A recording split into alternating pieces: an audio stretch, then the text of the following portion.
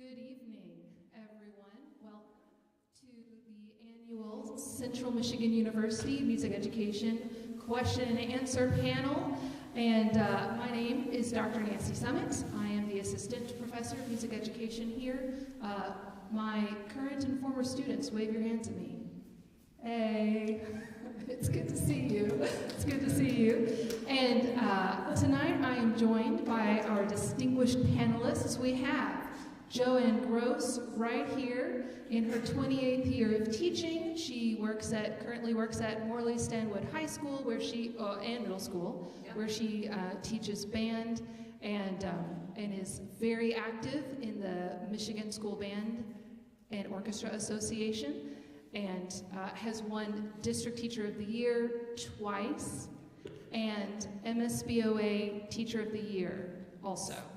Incredible. Round of applause for Joanne Gross.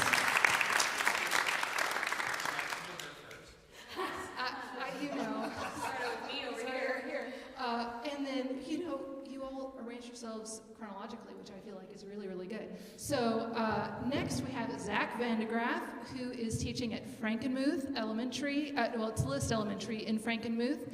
And Zach is in his 10th year of teaching. Yeah, 12th, very good. In his 12th year of teaching, he is president of the Michigan Kodai Educators Association, and also hosts a excellent website with resources for music educators called the Dynamic Music Room. Yeah, okay, just checking to make sure I got it all right. So, please welcome Zach Vandegraff. And most excitedly, we have a recent graduate. Meredith Lincoln graduated from Central Michigan in 2020, December 2020, and she is conducting the choirs at Otsego, and we are very excited to have her perspective on being a new teacher. Please welcome Meredith Lincoln.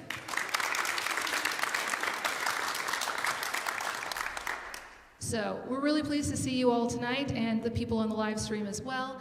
And I'm going to start with a couple of questions that I have, and then I'm going to open up the floor to questions that you all may have.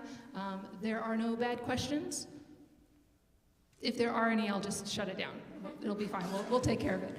But yeah, let's get started. So I wanted to ask you all about a fun memory that you have from your time at Central Michigan, something that was really exciting or funny, or do you have any great stories about the professors here, like some memory? And then whoever wants to go first can go first. Stay PG. No, I'm just kidding.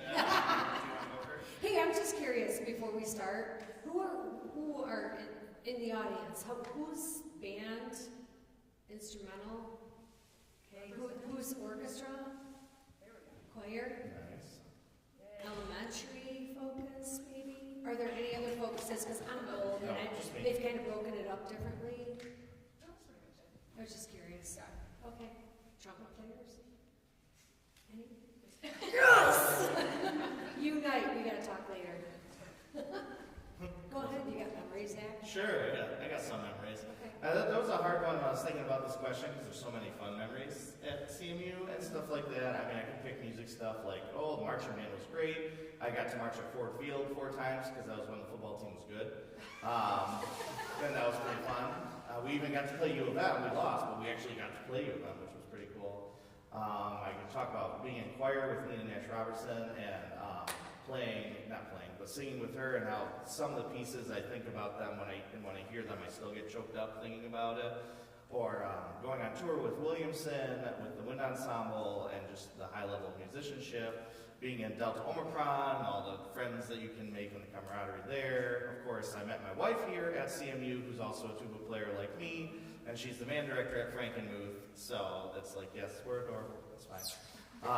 And all that other stuff, but it's like thinking about memories, a simple one like rose to the top for me, and that was towards the end of my time at CMU, there were a bunch of brass players who came up with me, and we'd played together in brass quintets and orchestra and all that other stuff together, and it was towards the end of our time here, and we knew it was over, and we didn't want it to be done, so we were practicing all together, just playing excerpts and Bach chorales and different things, and one thing led to another, and we found ourselves on Staples Stage with the lights off and the doors locked. I don't know how that happened. Somehow we got in here with we had little stand lights on our stands, and we just played for like hours, just playing, and that like simple act of music making with your friends is just the best memory that I could ask for here.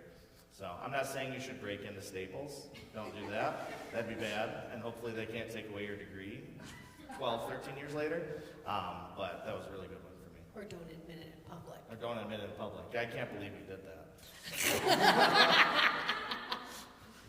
For me, I have a ton, and a lot of my big draw to CMU was the people. You know, I started studying here when I was 15 years old, taking private lessons with Dr. Horton, if any of you know who that is. And yeah, I mean, even going back to high school, you know, I played in the honors groups. They had a honors brass group, and I got roped in marching.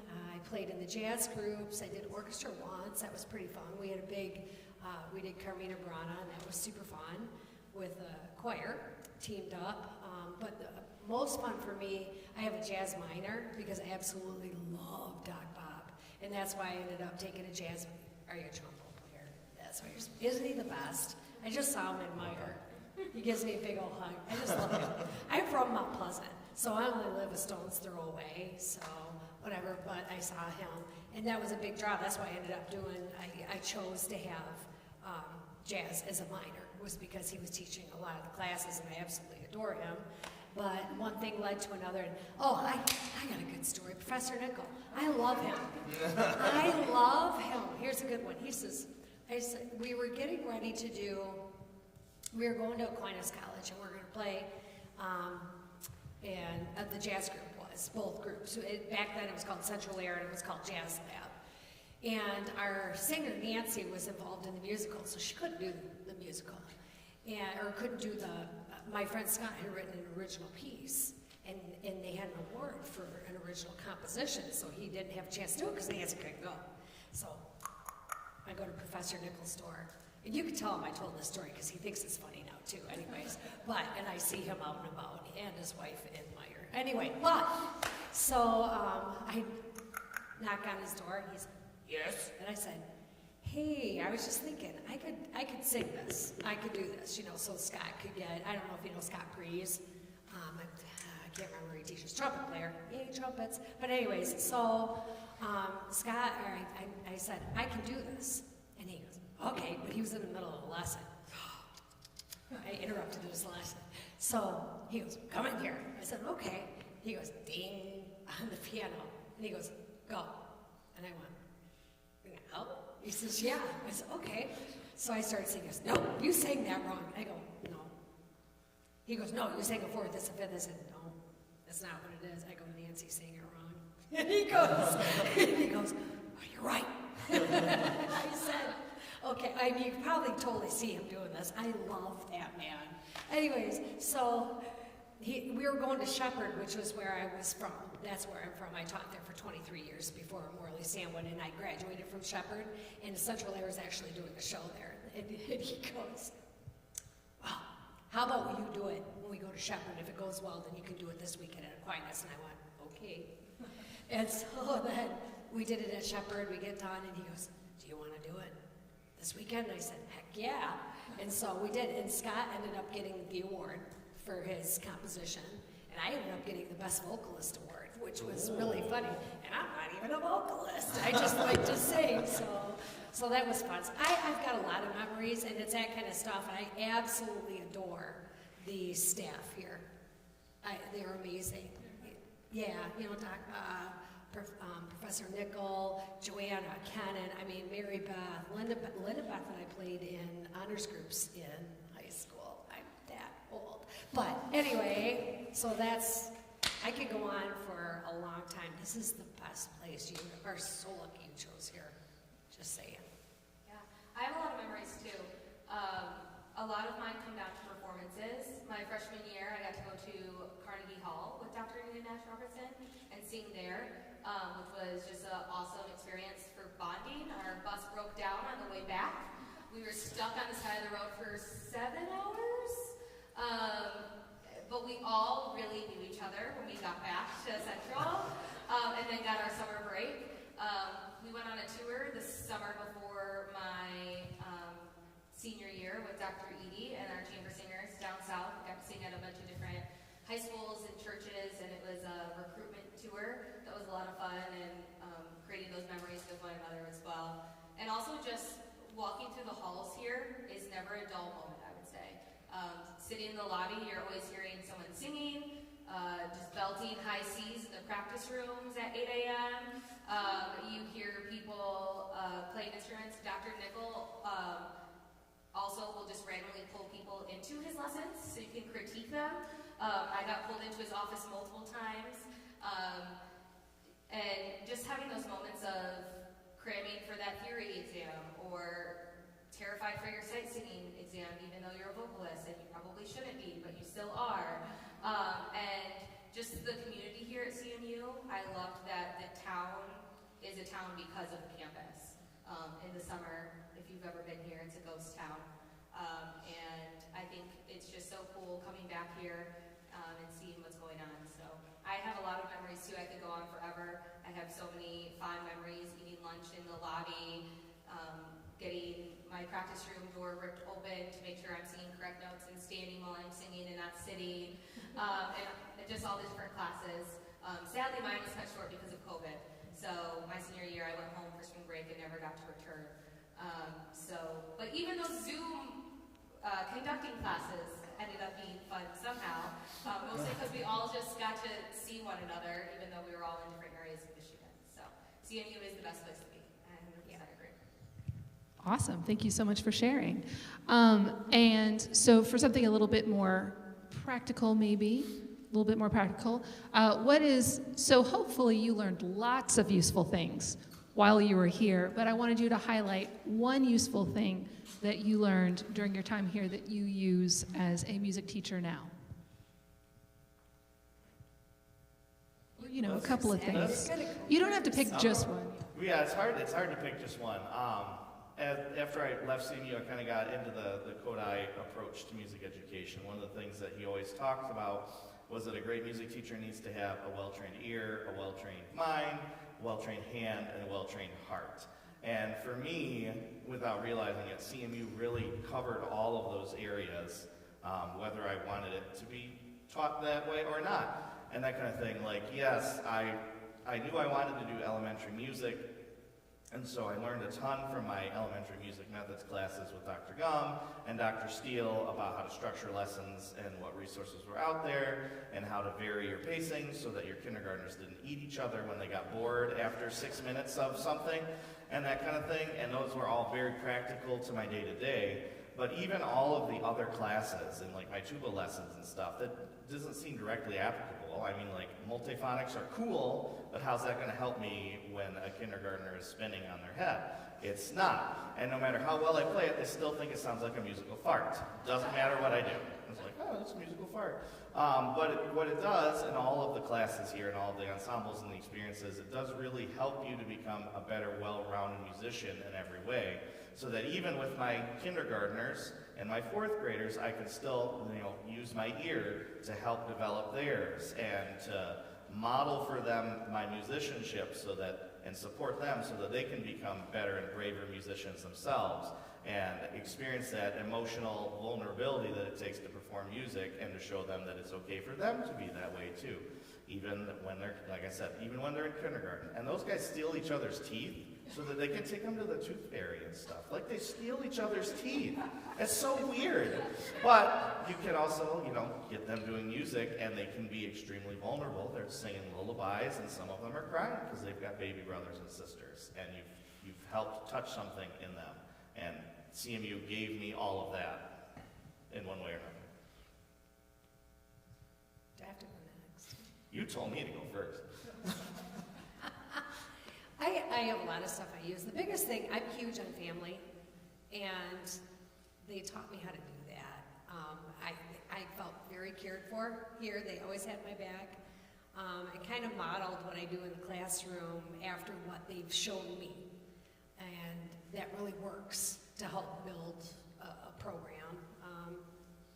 And then, like the tech classes, those sorts of things, knowing your stuff, that helps a lot too, even though it was a real struggle when you first start, but they are very smart. I pulled out those, the books they make you do and all that. I don't know if they still do that, but I pulled that stuff out and I looked through and then I said, okay, flute players, from what Joanna told me, do this. Oh, that worked. So that helped with being able to do those things. But for me, I mean, it's just, I am a really family-oriented kind of person. Down to, they cared enough that several of the profs came to my wedding. We were that close, or there were times where I just needed somebody to talk to or whatever. They helped talk me down off the ledge, whatever. And I'm there for the kids. I actually was asking my own students this morning. I says, well, I'm going to go do this tonight. What would you want from a New Year teacher? And they were talking about all of the soft skills, and it's like, bang, you are spot on. It was funny because knowing the content was down here. Providing snacks and a place for them to hang out was up here. But basically just being for them, that kind of thing. And I learned a lot. That's just me. That's my personality, and that's what helps make me stronger. And in our group, I very rarely, I just said my, but I try not to say the word my. It's our, because I try to build that, because that's what I learned when I was here. That, for me, that's huge. Whether it be the students that were surrounding me, or whether it be the professors that really took me under their wing. And even when I see him today, like when I ran into Doc Bob, he's like, how you doing? With a big old hug. And that is exactly how I would greet my kids, because you know what? Why did I pick a jazz minor? I was drawn to him because he made me feel that way. So I want to instill that in my students as well.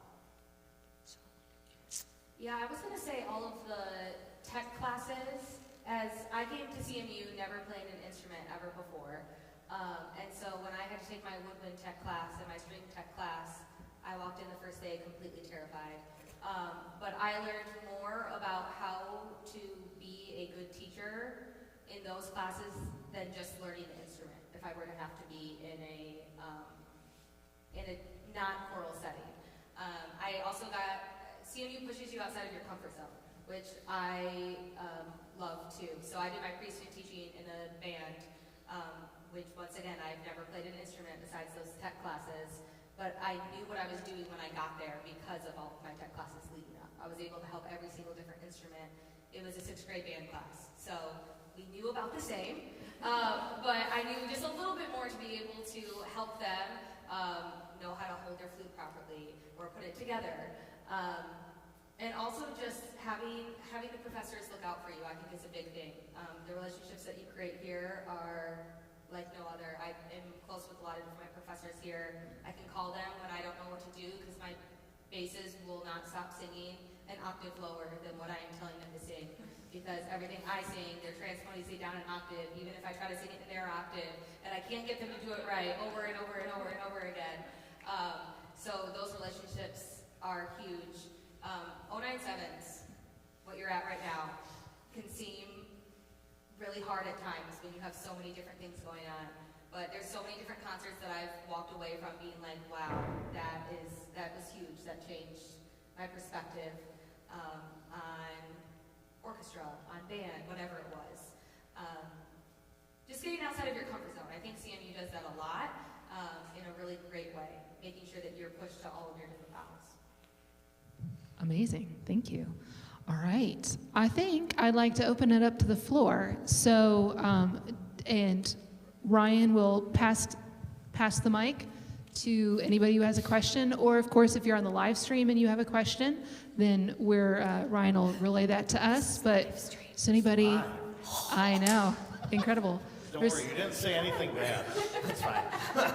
The night's young. The night's young. The night's young. But so, do we have any questions? Cricket. Okay, somebody's got a crack. Yes, there we go. Nice. So with MMC coming up, when we go to these sessions, they talk about, here's your code for your sketches or something like that. I was just wondering what that program is, how you fulfill that, how much we would need as a new teacher, just kind of breaking that down. You want to know What what sketches sketches are? are? Yeah, like They're awful. Sketches. And how you obtain them, what is your preference or advice for getting those? How I do it? Well, first of all, sketches that's like ongoing education. And at the conference coming up, you can get sketches and there's certain clock hours. I think you gotta get like 180, something like that. And you can also get sketches through doing professional development at your school, and you can do it in staff meetings, and they sign you up for it. Honestly, I did sketches at MMC a few years back, and I only got like 25. And it was, well, I'm kind of late in my career, and I just you need to renew when you get to be my age, and I ended up going to Michigan Virtual because they were free.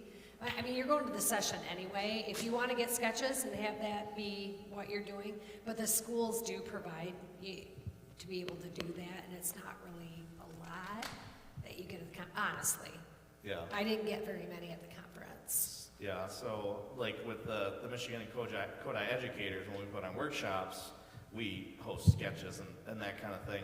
And it's kind of, I don't know, it's kind of like an 097 where it's like, we want to make sure that you're going to stuff and that you're still learning stuff. You should go to MMC because it's like the best thing you can go to all year long for music teachers and not for the sketches. But if you need them, you can go there and get them. And MMC just charge for it, don't they? They do. But a They lot charge of the you. local places, like if you go to a local workshop, they'll charge the workshop fee, but they won't charge you extra for sketches. Like through your and that kind of RESD thing. or whatever. Yeah. But your school, according to the new laws, and since I get to see the back end of all that stuff, it's very weird.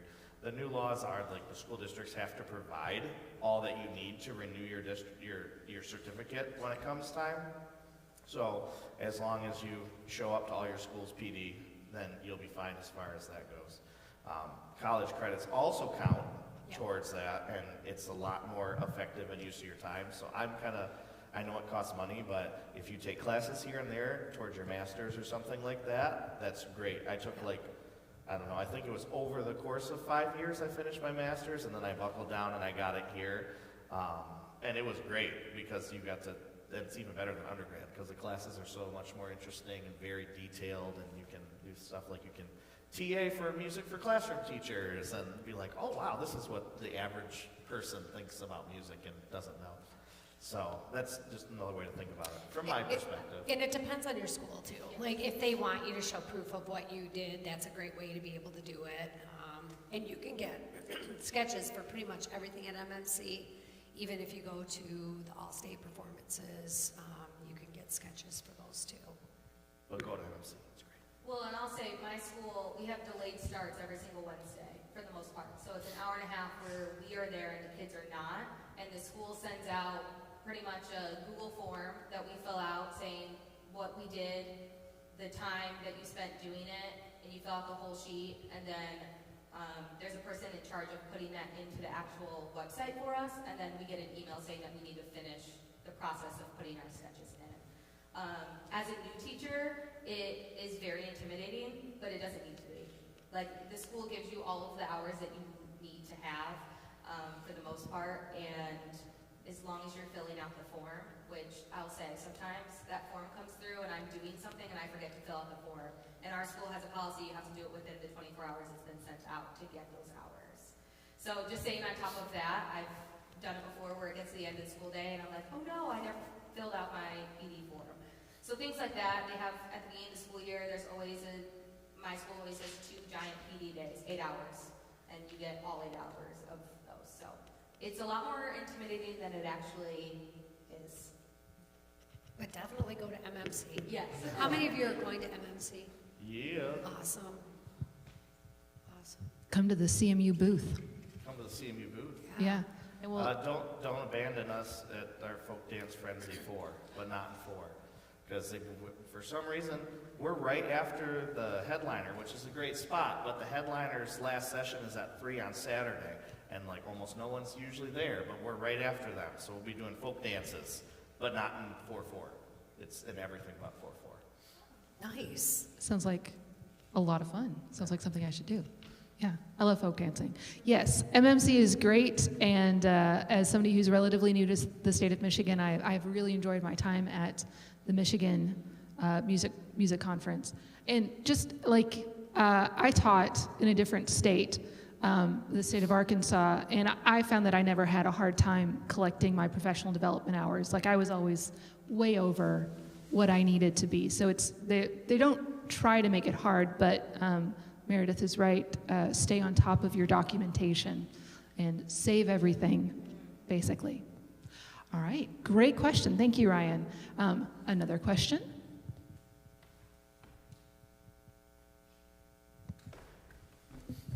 From Riley, down front.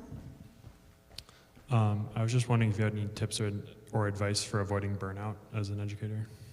Burnout? Yeah, that's important. You want the honest answer? Or? If you figure it out, let me know. For me, my husband helps a lot. You know, my husband teaches too, and so we kind of pick each other up. He's very motivational. Don't tell him I said that. He gets a big head. But yeah, avoiding burnout. You just got to chill sometimes. It's hard because a lot of times we'll die for the cause. You got to do this, you got to do that. And when I first started, my advice, be careful what you add, because it's easy to add stuff, performances, whatever, it's hard to take away. Like if you decide, like I started this big night of jazz over at Shepherd, and it became a big deal. Like we ended up out at Bucks Run, if you know where that's at, the golf course. We ended up going there for a big sit-down meal. We had actually an open bar, and everything there was huge. And one year I felt the kids weren't working hard enough. I'm like, no, we're not doing it. I don't have to, you know. And you think I just took away Christmas and Santa Claus. It was really bad, but you get to that point where you physically get tired. So be very careful and choose wisely when you add things at the beginning of your career, because if you add a bunch of that stuff, you only have yourself to blame, honestly, and you're going to be very tired. When you choose something like that, you think, can I keep doing this for the next 30 years? Can I keep this up? Because a lot of you are young, and you'll get into teaching, and you'll want to do a bunch of stuff. Like when I first started, I was like, with people that be like, I'm not doing that. They're not paying me to do that. I mean, the people that would sit in the parking lot until it was this time, because I'm not required by contract to be here, blah, blah. I used to kind of look down my nose. Now I'm at the end of my career. I could actually retire 3 years ago if I wanted to. And I'm thinking about all those weekends, and you've got to prioritize, and you've got to decide what is important in your life. And halfway through my career, we adopted our children. And my life changed at that point. They became my priority. I started to scale back just a little bit, not a lot, but it's a lot of what you do on the onset, how tired you get. You know, you're gonna do 12 pep bands, or you're gonna do 5. You know, what are you gonna do? Because once you do that 12, they'll expect 12. That's 12 nights of your life that you're gonna be in. Eventually, you're gonna have a spouse, you're gonna have a family, blah, blah, blah, whatever. And then to avoid burnout, get a circle of friends. Have people to talk to. I have a couple of really super close friends that are both band directors. I'd be like, I just had a bad day. Okay, go. La la la la la la la la la. And it's just say, you feel hidey. You feel better now? Yeah. Yep, thanks. So you've got to have that circle of people that surround yourself with people that are going to lift you up. Okay, avoid the negative Nancy's. I've heard it before, it's okay. The negative. I know who's not getting invited back. What's another NA? Do you know what I'm saying? Surround yourself with those kind of people. Find hobbies that you can do. My teacher said that early on. Like I started to crochet. I love to cook. I love to do those. If you look at my Facebook page, you'll see a lot of posting of cooking and that kind of stuff, because that's what I like to do to try to detox from what is going on, because it's tough. My cooperating teacher when I was student teaching, Marita Klingenville, I remember she said, don't take your work home with you. Good luck. Because it's hard. So you've got to find those things that are uplifting to you. For me, it's cooking, it's my family, blah, blah, blah. And to try really super hard to separate those two. Is that what you're looking for? Finding your people is huge. Mm-hmm. My first year, my first year was a hybrid year because it was COVID. And so nothing happened. And I went home at 3:05 every day when school was over because there was nothing to stay for. There was no concerts to plan. All my lesson plans were done. Everything was ready. There was nothing going on. So, and that was a hard year because we weren't allowed to sing inside. I had 5 kids in this class and 27 in this class because it was the hybrid. And that was hard. And I thought that was going to be my hardest year of teaching. And it wasn't. The next year when everything was back and normal and I had no expectations of what I was really supposed to be doing, and I just said yes to everything, and I was like, oh yeah, I'll start a drama club. Oh yeah, I'll take on this extra thing that we're doing right now. Oh yeah, and I also bought a house 30 minutes away during this process. So all of these things were happening, and I was saying yes and yes and yes and yes, and it got to April, and I would just like sit in my office like a zombie every day. And the teaching at the end of the year was not near as good as my teaching at the beginning of the year because I was just so exhausted from everything. And last year, I'm still learning a lot. As a new teacher, I say yes way too often. I think that's the biggest thing. You need to learn to say no. To your students, to your parents, to your administrators. The administrators and the students are the hardest ones to say no to. The parents will be hard, but usually your administrator will have your back if you're saying no to a parent, if you're in a good district. But saying no is huge. I'm still learning. I'm still trying to say no. I'm not very good at it. My students are currently at a musical rehearsal right now that I'm not at because I'm here. But it's still going on because we've had 7 snow days and I wasn't canceling another rehearsal. But saying no to those things, having your people, my 30-minute drive is actually a blessing in disguise most of the time. Because when I get home, I've already called my best friend. I've vented about everything I need to vent on my drive home. And by the time I get home, my poor boyfriend doesn't have to deal with me in a terrible mood because if I had a bad day or so on and so forth. So that 30-minute drive is good because on my way to school, I wake up, I drink my coffee, I have listened to good music, and on my way home, I get to decompress before I actually get home. So in the winter, it's terrible, but the other times it's actually good.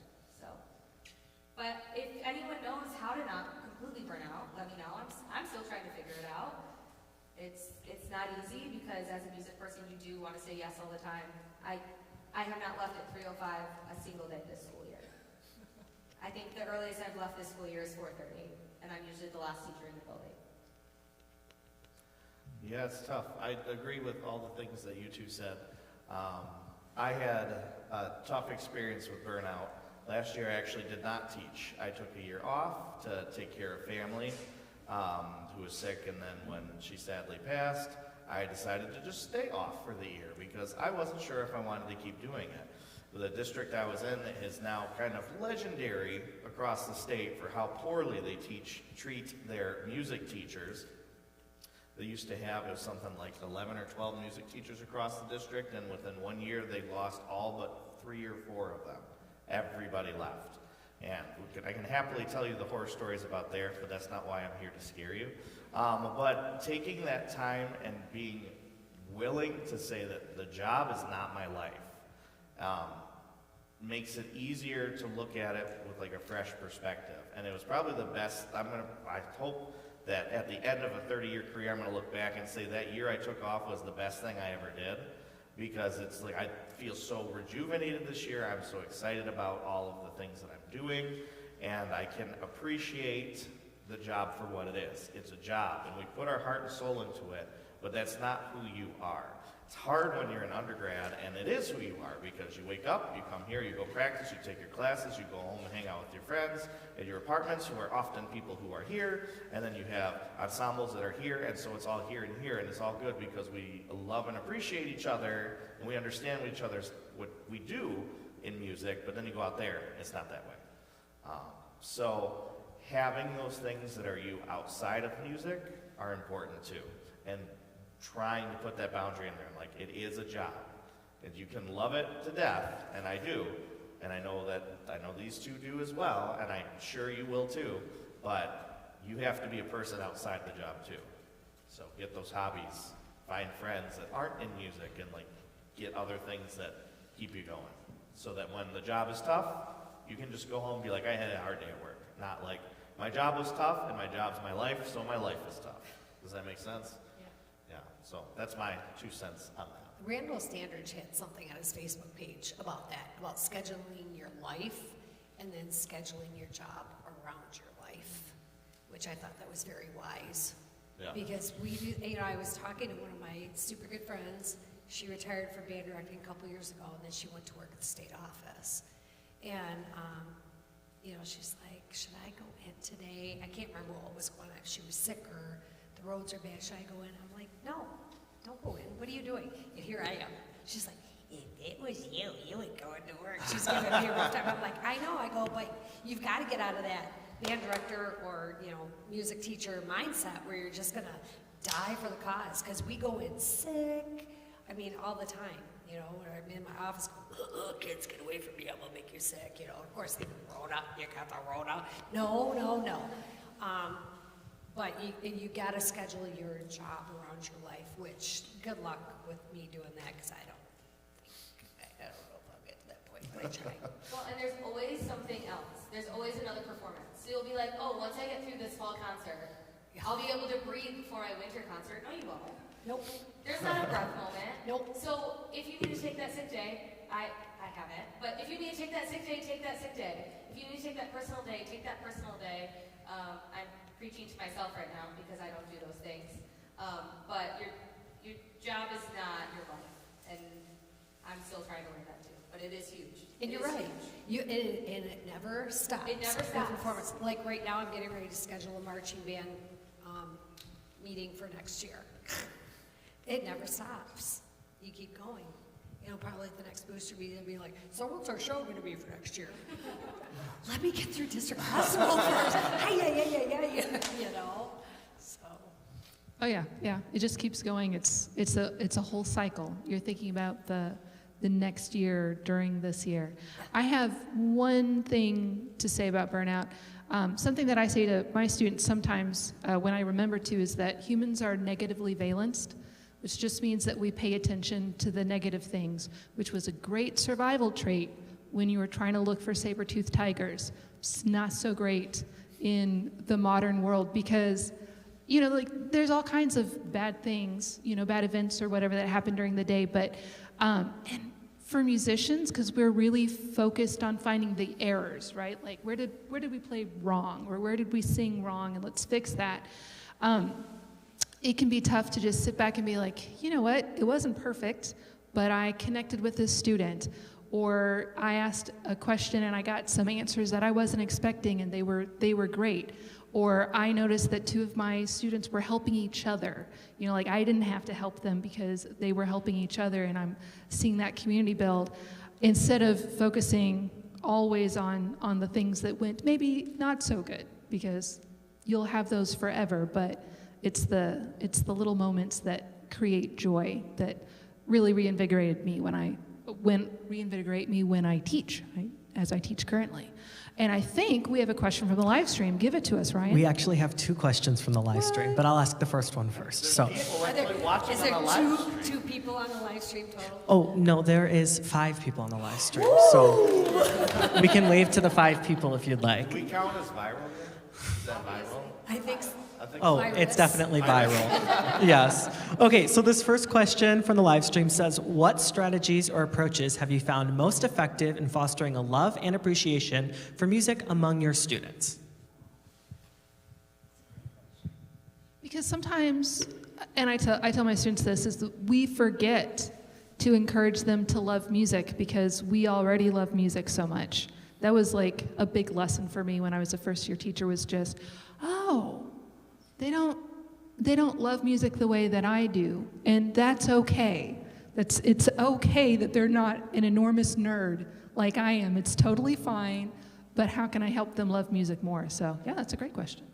I think it comes down to relationships. I'm a big relationship person. Kids will not care until they know they're cared for. So that's step number 1. You got to find ways to show them that they're cared for, and then you can snag them.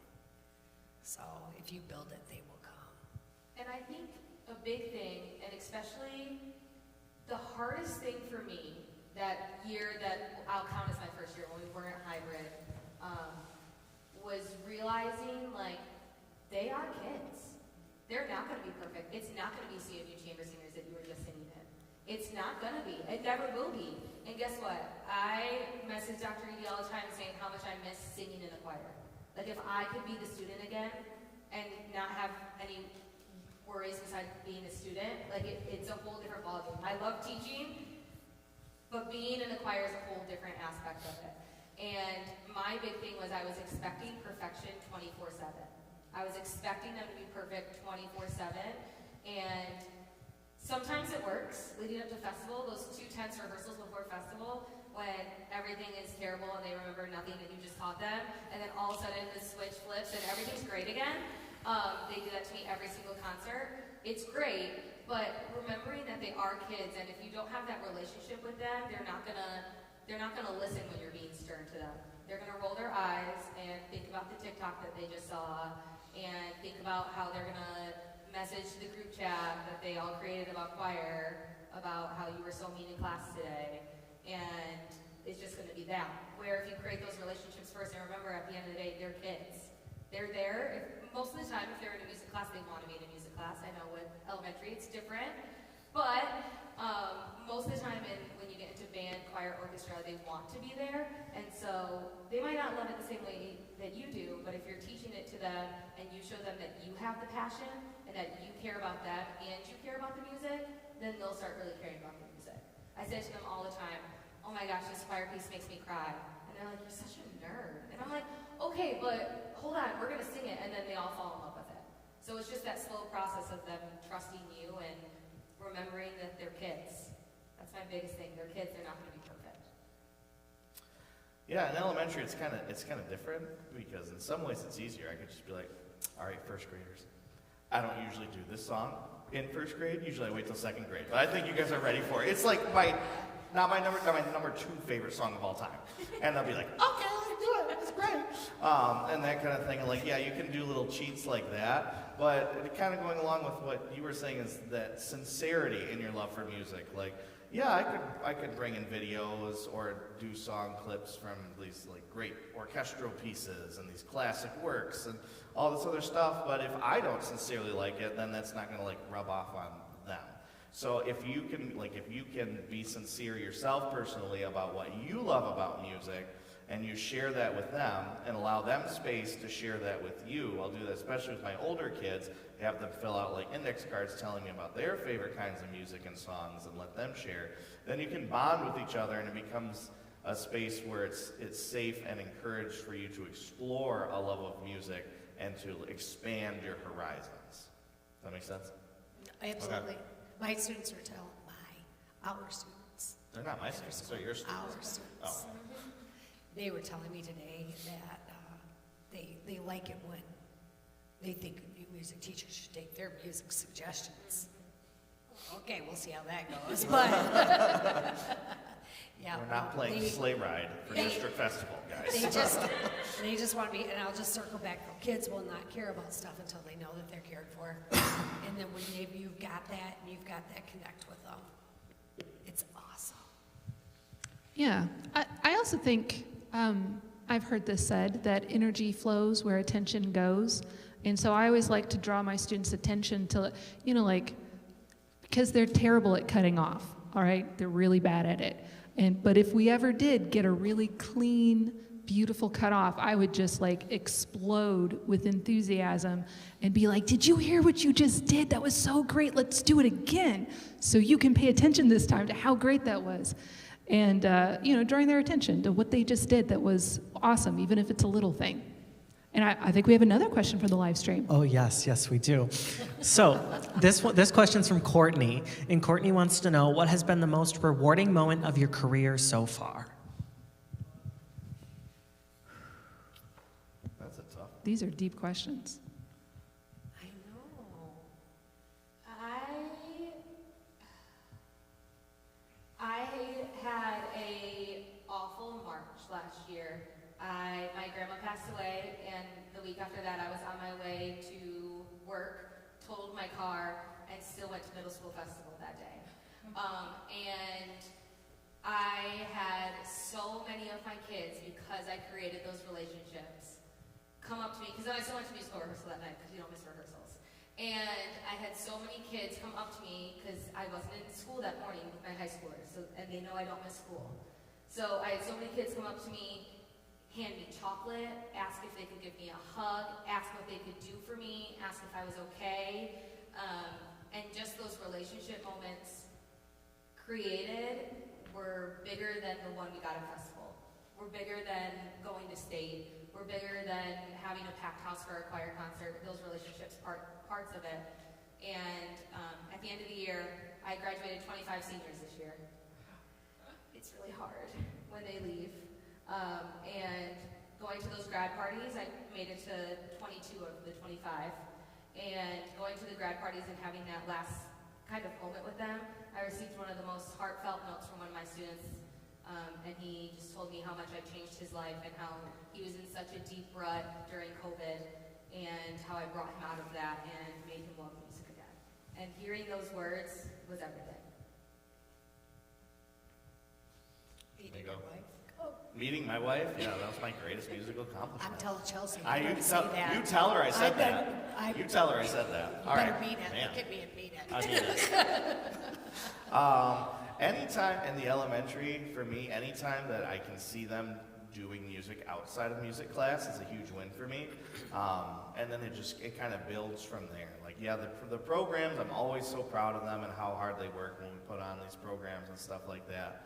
But I'm more proud of them when they're out playing hand clapping games at recess. Or like several years ago, we had a student who was identified as mute, where she would not talk or react to people. She would do everything she was supposed to in school, and she would write and she would respond to writing, but like when you tried to like look at her and engage with her visually, in her face would always be blank. She would do the stuff, she would play the stuff, she would do the recorder, and like nothing. But I got a video from her mom that she took after they had a new baby in the family, and she spied on this little girl who's like, I know she can talk, I hear it sometimes, but she spied around the corner, and this little girl was rocking her baby, I don't know if it was brother or sister, and singing one of our lullabies and stuff like that. And I'm like, that's what I'm talking about right there. That's that kind of good stuff. Joanne can't narrow it down. She's got so many musical accomplishments. I have a lot, but I'll go back to my big relationship. I don't know, I think it's when I became a mom. We adopted our 3 boys. My oldest and youngest are full-blood brothers, and my middle child's from a whole different family, so that's been a whole different ride, learning about foster care system, which even if you don't have to do it, take the classes. You learn so much. My mindset changed. My most rewarding is about a young lady named Danielle, and she was a flute player here, actually. She and her now husband, Kevin, were both in the band. Kevin went to Michigan State, and he marched down. He was one of the first bass trombone players marching there. And Danny came here. She just graduated here a few years ago. And she always wanted to be me. She always studied to, I think, why, girl, you're so crazy. But she would study conducting, whatever, and one day I let her do it in class, and she was doing so well. I was like, oh, how did you learn all of that? Anyways, and so I judge sometimes, and I went to a festival. She's now teaching in middle school, Charlotte Middle School, and she came out on the stage. And I was like a mom. Here I am supposed to be the judge. And I'm like, click, click, click, click, click, click, click, click, taking all these pictures. And there's her mom sitting down there who's become a super good friend and stuff. But Danny and Devin decided to get married this summer. And I'm super good friends with Devin's mom, Laura, as well. And I showed up, and they were up north, and it was a real rigmarole to get up there. I didn't think I was going to be able to come because my husband was out of town. But I got up there, and Devin's mom came up and just hugged me. She says, I'm so glad you're here. She said, Danny's biggest stress was that you were not going to be here for her wedding. And it makes me tear up. She looked like a princess. And she came down that aisle, and then I looked down at Devin, and all these memories, because you'll get that crew of kids that are just like the special ones, and there's this group that were in that age range that always just come hang out in my office and whatever, and they still call me today, hey, we're down at the cabin, you want to come down? Heck yeah. So, now we can hang out, but seeing Danny as a princess, and she chose her career path. even get more, I get very emotional because I get very attached to kids. Danny's dad, Dale, stood up at the wedding and was giving a toast to the kids. And they put me at the kids' table left. They put me with all the former students, all my fun kids, and we were drinking together. Because they're old enough now. Hey, Mrs. Gross, we're going to get a beer. You want one? Yeah. So, whatever. I'm sitting there, and Danny's dad got up to give a speech, and he's like, I want to thank Julia Gross because this is how the kids ended up coming together. This is how Danny chose to do this for the rest of her life because the impact that I had on her, you never know with these kids, like what they're grabbing onto and what they remember and blah, blah, blah. And we're still in contact. And I'm just so proud of her. So proud. So there's a tearjerker for you. That's a nice story, isn't it? Yeah, the watching the students grow and develop over time, that's something they didn't really tell me about when I was in school. Not that, I mean, I went to a great school and they prepared me very, very well, but that's something that you just have to find out for yourself, how rewarding it is to watch children grow and develop musically and also personally as people. It's not always about roses, though. No. Because you hit that middle school bump. We all struggled. I teach them. Just like a parent, you're just like, God, I can't wait to go. They start to smell about halfway through 4th grade, and I'm like, all right, we'll have fun in middle school. The other teachers come to the classroom very brushes and be like, it smells like air. It's not for breathing. You just get nose dead after a while. Do you have more questions on that? Yeah, do we have other questions? We have time. We have plenty of time for questions.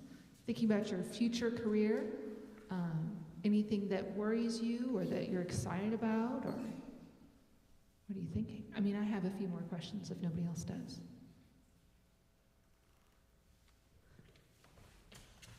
Are you checking? We have one? Oh, give it to him. Yes, of course.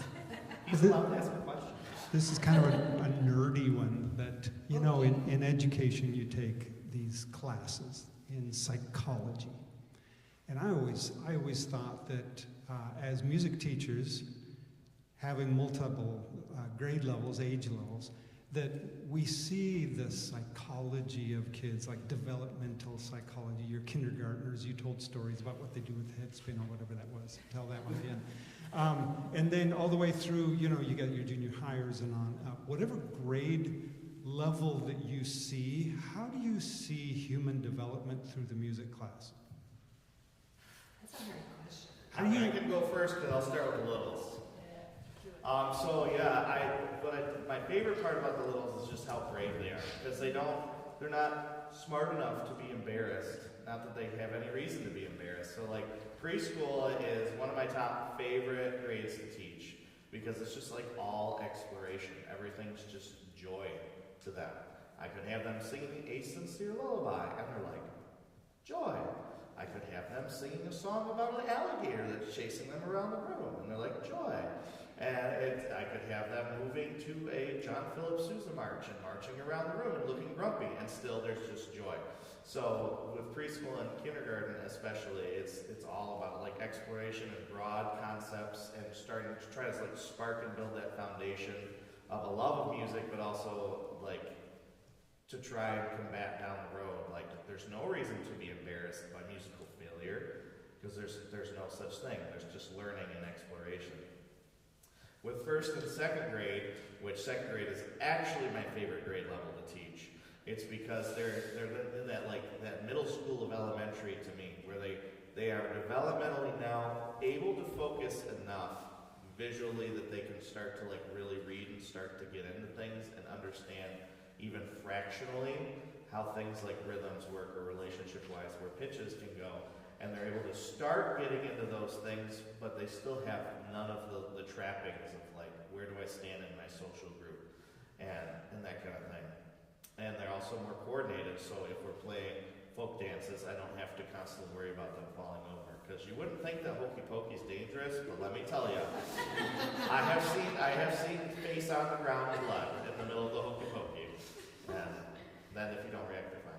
And then 3rd and 4th grade, and even some of 5th grade, I do really enjoy teaching those grades because they're getting more nervous about exploration, but they're also a lot more aware, especially if you've been with them for a while and you've built that space to be brave and explore.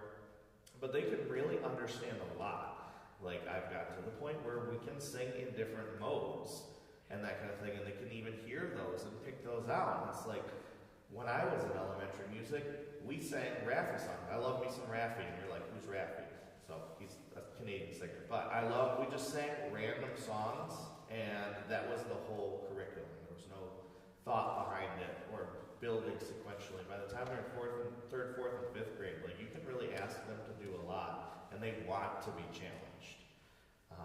And you do it like through basic instruments and a lot of movement and singing and games and play. That's why I love teaching elementary music. I hate saying the word play because everyone's like, oh, it's just fun. And I'm like, why can't all learning be fun? I don't understand why that's such like a bad thing. Learning should be fun. And with the elementary kids, it is. And the psychology, just that ability to focus so much more and like how quickly they just kind of explode in terms of what they can understand. It's just amazing to me in elementary. And then you send them to us. Then they start to smell, and then they're like, well, I don't want to do anything unless my friends here say it's okay for me to do something.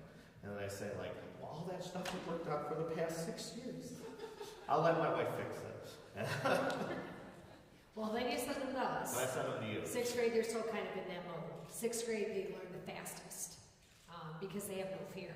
You get that trumpet player there accidentally hit a G above the staff. It's like, remember how you just did that? Because they don't understand the difference. I even started swapping out some mouthpieces, giving them, like 3 C's instead of trumpets or whatever, because they don't understand the difference.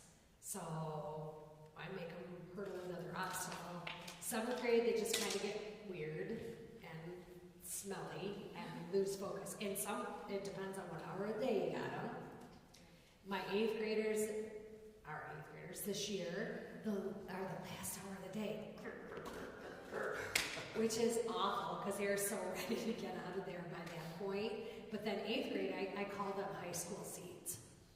And I start off the year by telling them, we're now gearing you for high school.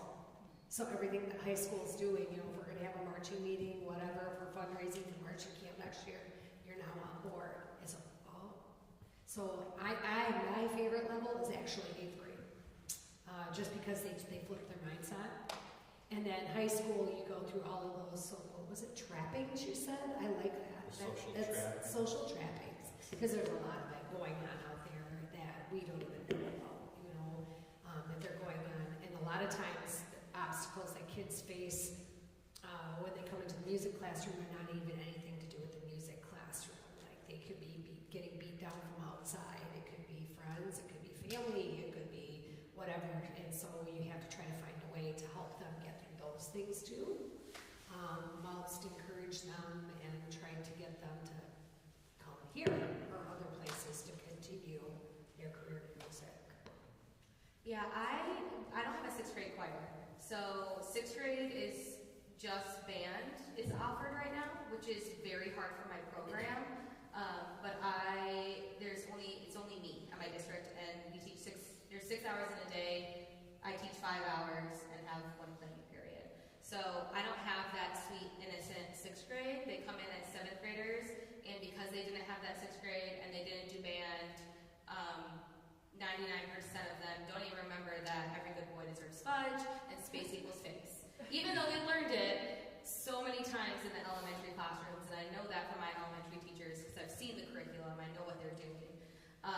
But 7th grade, because they don't have the 6th grade, they are more innocent, they're more willing to try new things. They're excited to be in choir. My 8th grade is also the last hour of the day, and I have 42 in there, and 15 of them are boys. And it's awesome most days, but I also have pre-written detentions on my desk where all I have to do is write the student's name and the date, because it's the same stuff every day, and ever since that has happened, they've been perfect little angels. High school is hard. The click thing is so real. Freshman year, I typically have a good turnover from my 8th graders because I'm feeding my own program. I have a lot of my 9th graders in my choir. And then we're in second trimester, I start getting emails about, well, you're pushing us harder than you did in middle school, and you have higher expectations and all these different things. And 10th and 11th grade are hard for drops in my program, is what I've learned in the 4 years I've been there. And it's also the hardest, junior year is the hardest year of high school. And sophomore year is just a weird year to be a kid, is what I've learned from having my kids. And then senior year, as a young teacher, it's hard because now they think that you're friends. Because I'm so young, and they want to hang out with me, and they want to come and chat with me after school. And I'm like, this is my 1 hour before my next rehearsal. I need you to leave. I love you. Go away. So they go through these different stages of, in middle school, I'm really cool, and then 9th, 10th grade, junior year, I'm not really cool anymore, and then senior year, I'm really cool again. So it's very interesting to see the development of the kids, and right now, when I started teaching, the 7th graders are now sophomores. So seeing those kids go through the different steps of development is interesting. You know when there's a fight within the group. You know when 2 girls aren't speaking to one another, because you can see it on everybody's face, even if it's a choir of 42. Everyone knows, because the choir, the band, the orchestra, those classrooms are so much closer than a typical classroom, because you're doing all these extra things together. And I've had to have meetings where I'm like, get in my office, we're fixing this right now. This isn't coming into rehearsal tomorrow. So just high school and middle school hormones, going through puberty, it's so real. It affects the classroom so much. I'll have boys walk up to me and they're like, I can't sing that note anymore, and I've been singing yesterday. And telling them that they can still be in choir and it's okay. I have a lot of boys want to drop out because of those kind of things too. So it's definitely interesting. Middle school, they love it, love it, love it, and then there's that stage, and then they love it again. Listening to her speak, can I jump in about something that's sort of related, real quick? Not asking. I am so calling your wife out there. Building the relationships and helping the kids.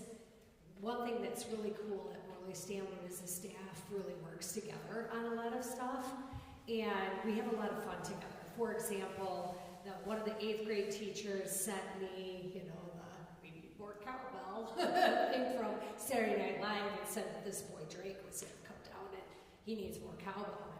All right, game on now, right? So that's her name.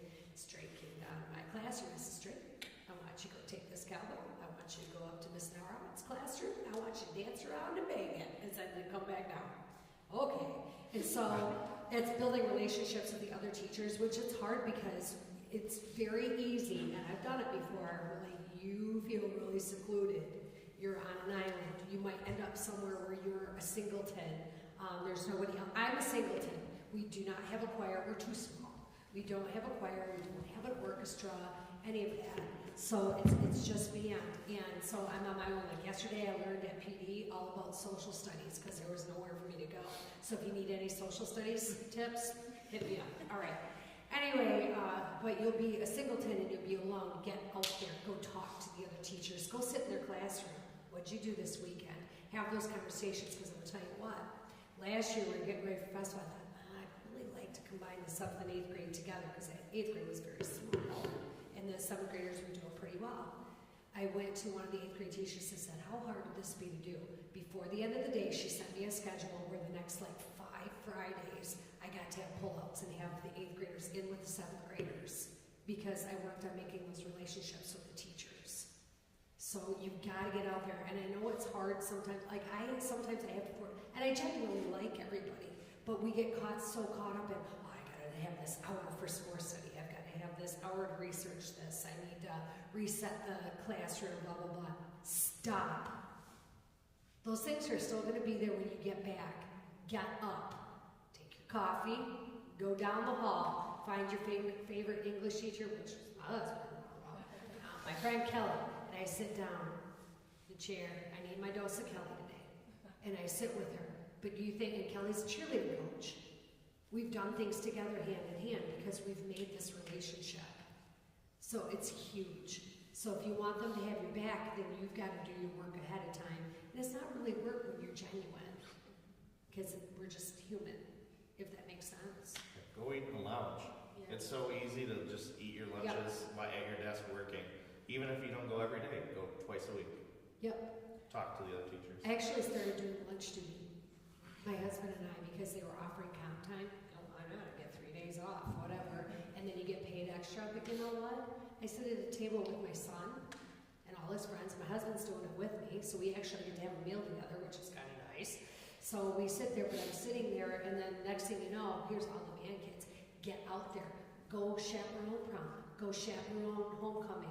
You know, I went in, honestly, I took my own boys, but I showed up there, and then I got the freshmen. I just love that class. Oh, they're going to be my next Danny, all right?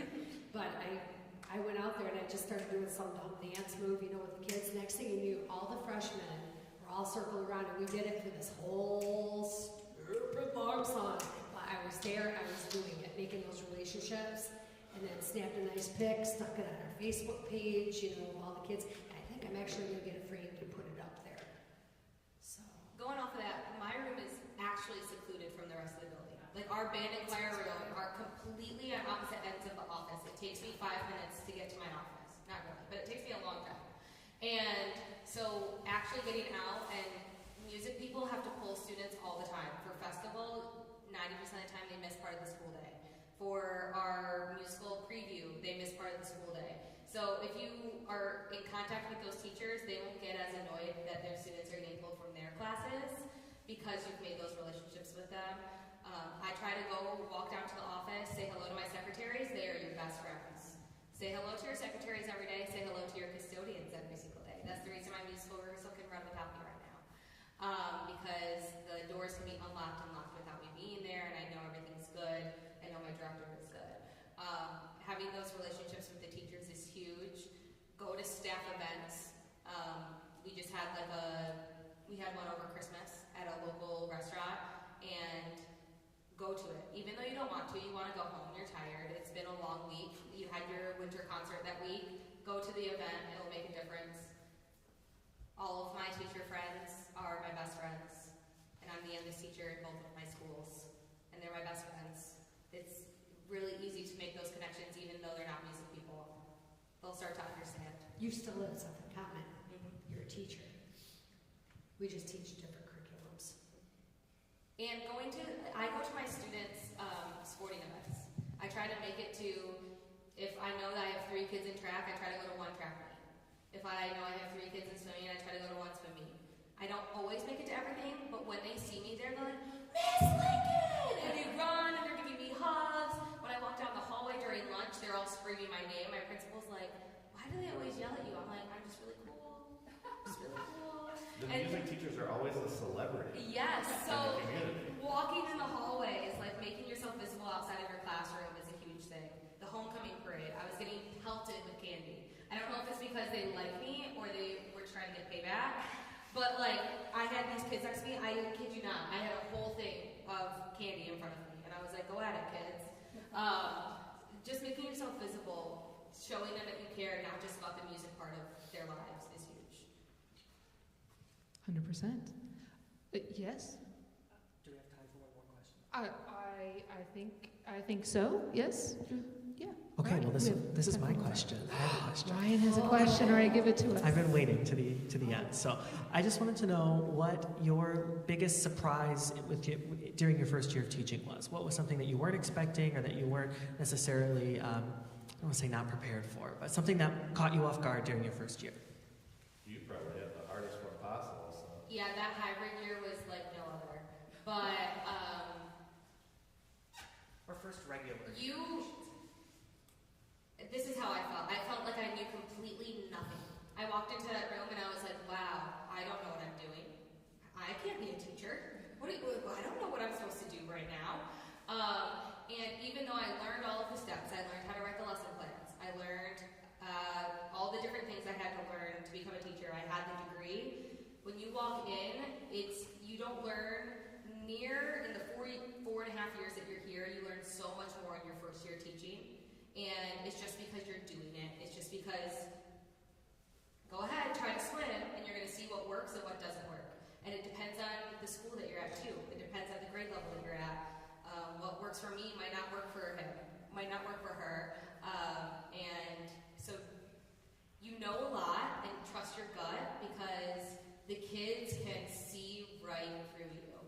first day of that hybrid year, I sat down at the piano like this. And I was like, okay, we're gonna do warm-ups. And the whole time I couldn't look up because I wasn't confident in my piano playing skills. And so I was like, okay, here we go. Wrong note. Okay, let's try that again. Wrong note. I was just so nervous, and the kids could tell. And you're gonna be nervous on your first day regardless. But then that next week, I was like, okay, this is fun. Okay, that next week, it was getting better and better. And now, I am standing, tapping my foot, playing the piano, screaming at them to open their mouths while I'm playing their warm-ups. And they're still looking at me like this. And I'm like, no, open your mouth. Like, come on. And so, when you're doing it every day, it just becomes natural and it becomes easier. And even though you feel prepared, you won't be, but you will be. Does that make sense? It's kind of a weird answer. No, I agree. That's a tough one. I guess one of the things that surprised me the most was how much kids want to learn and how much they have like a hunger for it. And that maybe that's elementary music specific more than secondary necessarily, but the nerdy things, I mean, if you approach it with joy and passion yourself, they'll just be like, okay, this is what we do. We love music because this guy loves music too. And if they trust you, then there's no reason not to want to learn about it and that kind of a thing. So even stuff that they wouldn't normally have seemed to care about before, or you'll hear, especially if you really give off that passion to the students, you'll hear a lot of students, but other teachers and parents say, like, my kid never really used to like music that much before. And it's not like, you're probably not really teaching them any differently than the other teachers before maybe, but it's just you're bringing your own sincerity and love of music to the table.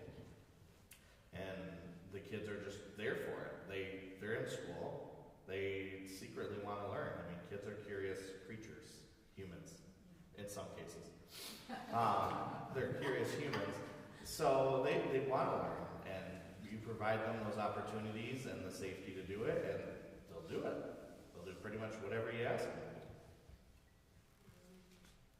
Well, I've had 3 different first years, technically. I started at Alma Middle School. I was there for a blink, and I really struggled. It was hard. I had block scheduling. They'd be sitting there when we'd be playing a song. The classes were all broken up weird. Every district is different. Classes were broken up weird. I had one class that had like, I don't know, 5 brass in it and 13 percussionists. That was the band class. And then the next class would come in of different instruments. So it was really weird. And I didn't know what I was doing. But luckily I had Robbie Smith's brother, Kevin. I don't know if you know Kevin, Robbie's brother.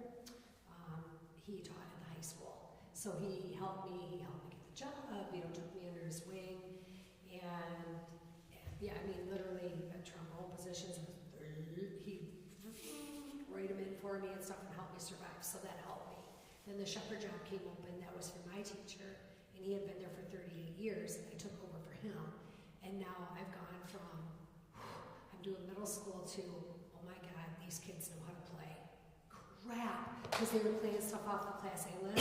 Now let me say, the flute players were pretty good, because that was the only line I could follow in the score to survive, right? So that was a whole different year when I started off there.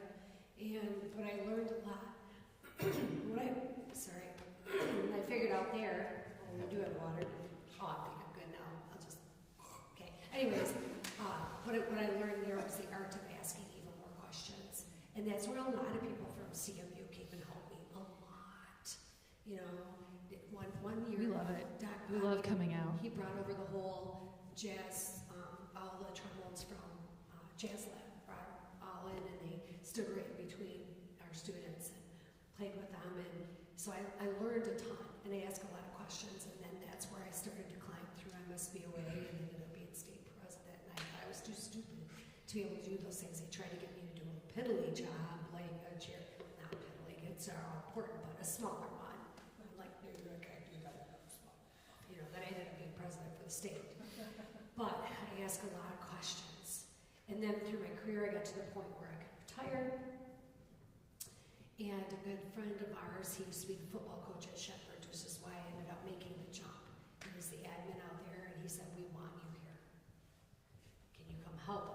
So then when I started that gig, completely different mindset, because now I've been teaching for 26 years. I know my trombone positions now, rest assured. Okay? I know the positions now, and I just do this. No, that's A flat trombone. All right, anyways, but so now it was a completely different mindset, but it was a different community. So then that was kind of a surprise, when I'm running marching band practice, and we're out on the field, and we're playing painted black, and there goes an Amish buggy across, It's just completely different now we're in the middle of the field. And so it's interesting from that first year at one place to a year and a half later at a place that was, it was a much stronger program. And I survived, so when I handed off a lot of kids when I left there to a smaller community where you're the 5th band director some of those kids have had.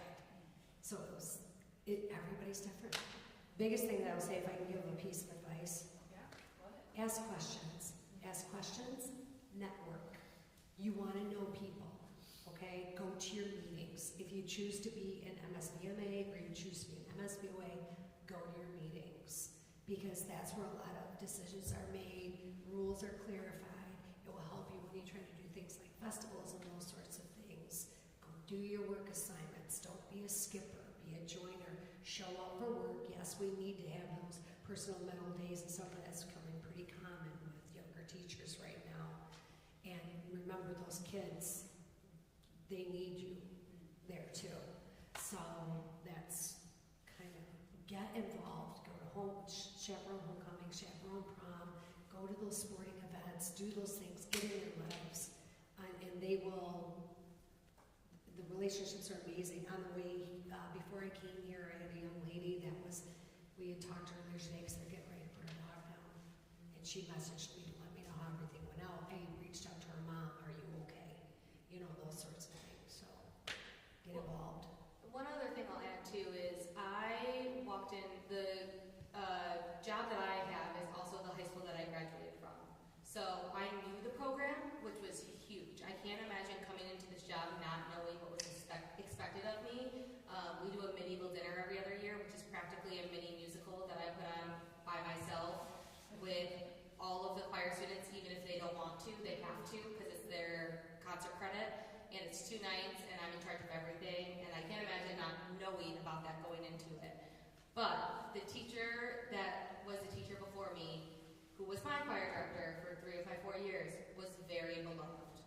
So when I got to Otsego, I heard all the time, well, that's not how she did it. Well, that's not how she did it. Well, that's not what we do. That's not what we do here.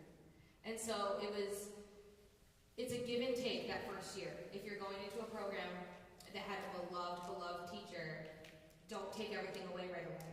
But you also have to make it your own.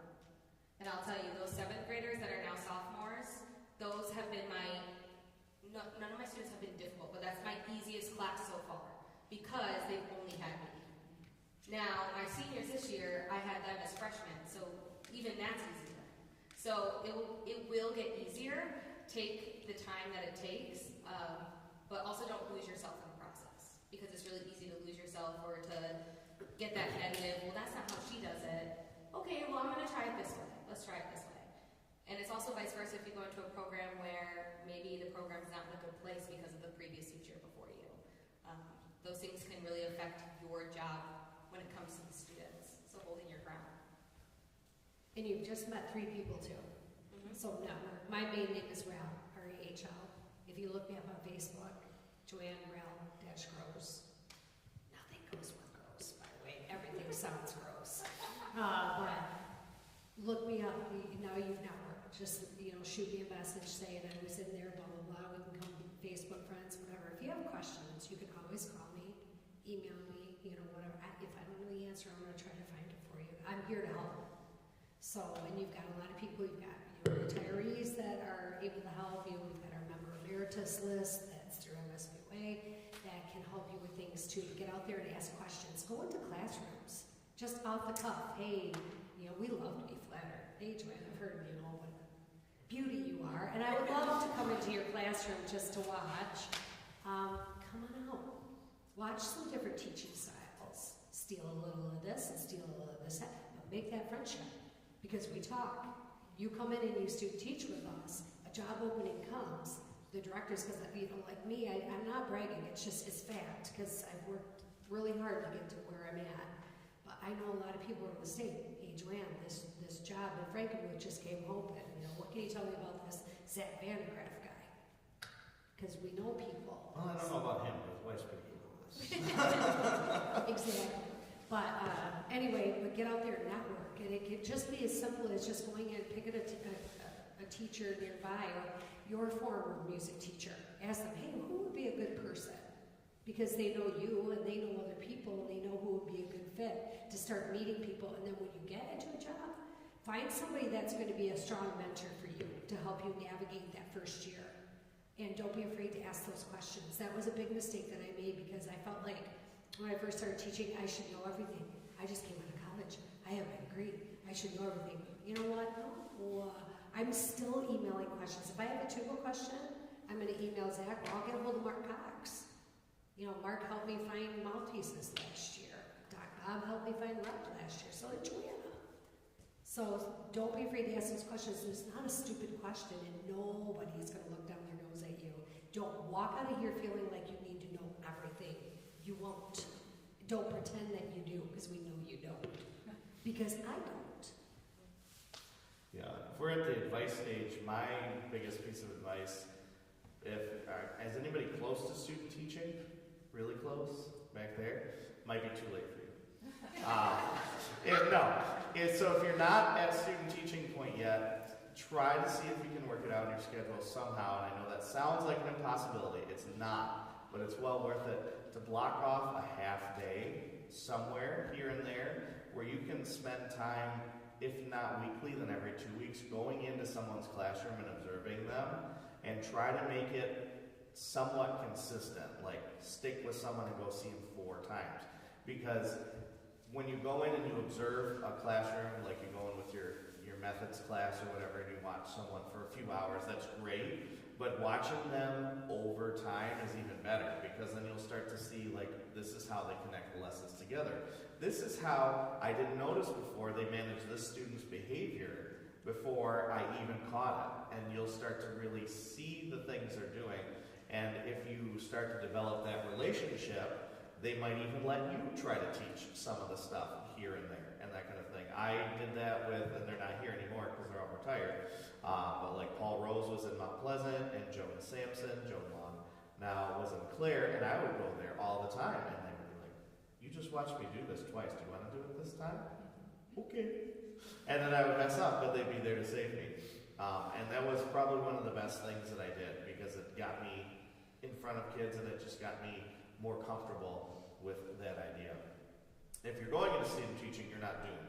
But when you get there, I would say be active and be brave. I've had several student teachers and pre-student teachers, and the ones who are ready to jump in and do something are the ones that learn the most. And that's the time to do it. You're like, I want to try this lesson. And in my head, I'll be like, I don't think that's going to work, but I'm going to let you try it. And you learn more from your failures than you do from your successes, and tweaking lessons. So take advantage of that opportunity of having a good safety net there. Because when you get out there, your big teacher job, your safety net is not going to be there as much. Although you'll still have it if you have those relationships and you can ask questions.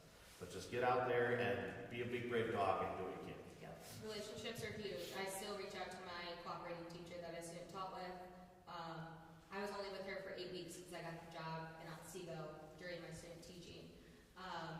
So I didn't get to develop a relationship as big, but I still reach out with her. I still run into her at solo and ensemble. That's huge.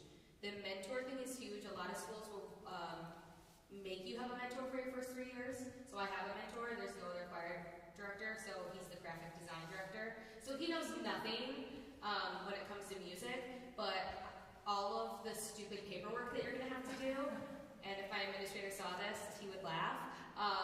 There's all this paperwork that you're going to have to do for the district that has nothing to do with what you're actually teaching in your classroom. A lot of the time they try to put music in this box that you don't really fit into. And you're going to have to do the paperwork, and you're going to have to make it work, and you're going to have to make it back to the district goals. And those are the questions that I'm constantly going to that mentor with.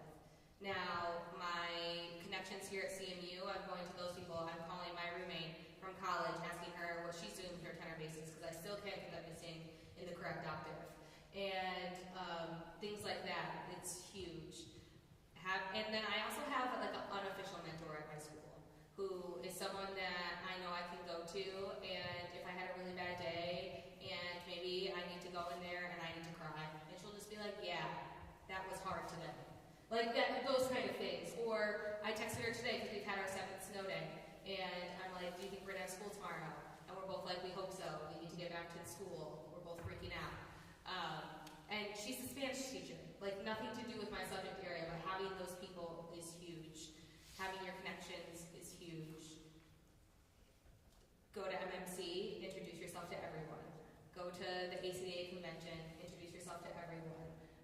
It might seem absurd, but it's really not, because you never know when a different job is going to open and you met that person. They might not remember you, but you can reintroduce yourself at that point. I just made 2 more connections here tonight. We'll be friends on Facebook tonight. Well, maybe not Zach, but but those things are huge. So making sure you're making those connections. Friend me on Facebook. Come to my classroom. It's 2 hours away from here, but I would love to have you in my classroom anytime. I'm a new teacher. I would love to see you see things I'm trying to do. Some days are great. Some days are not. Some days you feel like you are walking on water. You are the best teacher ever. And other days you're like, wow, I don't know how I'm a teacher right now. And they're going to have good and bad days, so making sure that you hang on to those successes too is huge. And on that note, please thank our guests because they gave some really great advice. Thank you so much.